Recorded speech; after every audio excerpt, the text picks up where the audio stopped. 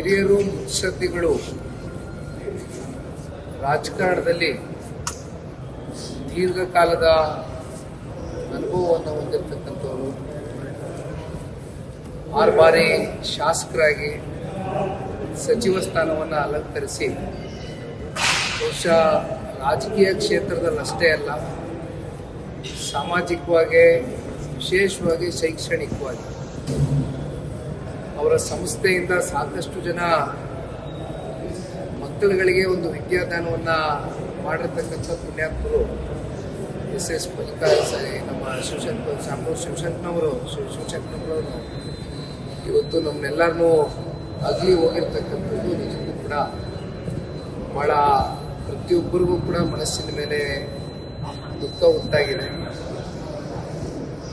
95 ವರ್ಷ ಆಗಿದ್ರೂ ಕೂಡ ಬಹುಶಃ ಅವರಲ್ಲಿ ಏನಾದರೂ ಸಮಾಜಕ್ಕೆ ನಾನು ಒಂದು ಕೊಡುಗೆಯನ್ನು ಕೊಡಬೇಕು ಅಂತಕ್ಕಂಥ ಛಲದಿಂದ ನಿರಂತರವಾಗಿ ರಾಜಕಾರಣದಲ್ಲಿ ಸಮಾಜ ಸೇವೆಯ ಮೂಲಕ ಗುರುತಿಸ್ಕೊಂಡು ಸಾಕಷ್ಟು ಹೋರಾಟವನ್ನು ಏನು ಮಾಡ್ತಾಯಿದ್ರು. ಇವತ್ತು ನಮ್ಮೆಲ್ಲರಿಗೂ ಕೂಡ ವಿಚಾರ ತಿಳಿದು ಭಾಳ ನೋವಾಗಿದೆ. ಅವರ ಅಭಿಮಾನಿಗಳಿಗೆ ಜೊತೆಯಲ್ಲಿ ಇವತ್ತು ಇಡೀ ರಾಜ್ಯ ಬಡವಾಗಿದೆ ಅಂತಕ್ಕಂಥದ್ದು ಈ ಸಂದರ್ಭದಲ್ಲಿ ನಾವೆಲ್ಲರೂ ಭಾವಿಸಿದ್ದೇವೆ.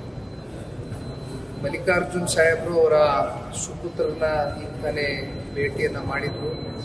ಅವರು ಕೂಡ ತಿರುಪತಿ ದೇವಸ್ಥಾನಕ್ಕೆ ಹೋಗಿದ್ರು ಅಂತಕ್ಕಂಥದ್ದು ಸುದ್ದಿಯನ್ನು ಕೇಳಿದ್ರು. ಆದರೆ ನಿಜಕ್ಕೂ ಕೂಡ ಇದು ಭಾಳ ಪ್ರತಿಯೊಬ್ಬರಿಗೂ ಮನಸ್ಸಿನ ಮೇಲೆ ಒಂದು ದುಃಖ ಉಂಟಾಗಿರ್ತಕ್ಕಂಥದ್ದು. ವಿಶೇಷವಾಗಿ ಸನ್ಮಾನ್ಯ ದೇವೇಗೌಡರು ಸಾಹೇಬರು, ಸನ್ಮಾನ್ಯ ಕುಮಾರಣ್ಣ ಅವರು, ನಮ್ಮ ಇಡೀ ಕುಟುಂಬ, ಅವರ ಕುಟುಂಬದ ಜೊತೆಗೆ ರಾಜಕೀಯ ಅಂತಕ್ಕಂಥದ್ದನ್ನ ಬದಿಗೆ ಇಟ್ಟು ಮಾತನಾಡ್ತಕ್ಕಂಥದ್ದಾದರೆ ಒಂದು ವಿಶೇಷವಾದಂಥ ಒಂದು ವಾತ್ಸಲ್ಯ, ಒಂದು ಸಂಬಂಧವನ್ನು ನಿರಂತರವಾಗಿ ಒಂದು ಸಂಪರ್ಕವನ್ನು ಇಟ್ಕೊಂಡಿದ್ರು.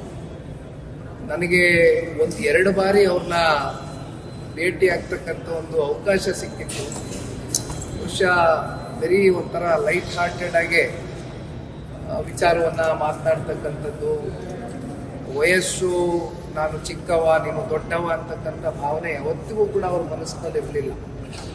ಯಾವಾಗಲೂ ಕೂಡ ನಮ್ಮಂಥ ಯುವಕರಿಗೆ ಒಂದು ಸ್ಫೂರ್ತಿದಾಯಕವಾಗಿ ಮಾರ್ಗದರ್ಶನ ನೀಡುವ ನಿಟ್ಟಿನಲ್ಲಿ ಶಾಮನೂರು ಶಿವಶಂಕರಪ್ಪ ಸಾಹೇಬರು ನಮ್ಮೆಲ್ಲರಿಗೂ ಕೂಡ ಮಾರ್ಗದರ್ಶನವನ್ನು ನೀಡ್ತಾನೆ ಬಂದಿದ್ದರು. ಒಟ್ಟಾರೆಯಾಗಿ ಇವತ್ತು ಅಂತಿಮವಾಗಿ ನಾವೆಲ್ಲರೂ ತಾಯಿ ಚಾಮುಂಡಮ್ಮನಲ್ಲಿ ಪ್ರಾರ್ಥನೆಯನ್ನು ಸಲ್ಲಿಸ್ತಕ್ಕಂಥದ್ದು, ಭಗವಂತ ಅವರ ಆತ್ಮಕ್ಕೆ ಶಾಂತಿಯನ್ನು ಕೊಡಲಿ. ಜೊತೆಯಲ್ಲಿ ಅವರು ಇವತ್ತೇನು ಸಮಾಜಕ್ಕೆ ಕೊಟ್ಟೋಗಿರ್ತಕ್ಕಂಥ ಕೊಡುಗೆಗಳಿದೆ, ಬಹುಶಃ ಇದು ನಮ್ಮಂಥ ಇವತ್ತು ಯುವ ಪೀಳಿಗೆ ಇದನ್ನು ಒಂದು ಸ್ಫೂರ್ತಿಯಾಗಿ ತೆಗೆದುಕೊಂಡೋಗಿ ಮುಂದಿನ ದಿನಗಳಲ್ಲಿ ಸಮಾಜವನ್ನು ಅವರ ಒಂದು ಹೆಸರಲ್ಲಿ ಕಟ್ತಕ್ಕಂಥ ಕೆಲಸವನ್ನು ನಾವೆಲ್ಲರೂ ಕೂಡ ಮಾಡಬೇಕು ಅಂತಕ್ಕಂಥದ್ದು ಬಹುಶಃ ಈ ಸಂದರ್ಭದಲ್ಲಿ ಒಬ್ಬ ಯುವಕನಾಗಿ ನಾನು ಎಲ್ಲರಲ್ಲೂ ಪ್ರಾರ್ಥನೆಯನ್ನು ಸಲ್ಲಿಸಲು ಬಯಸ್ತೇನೆ.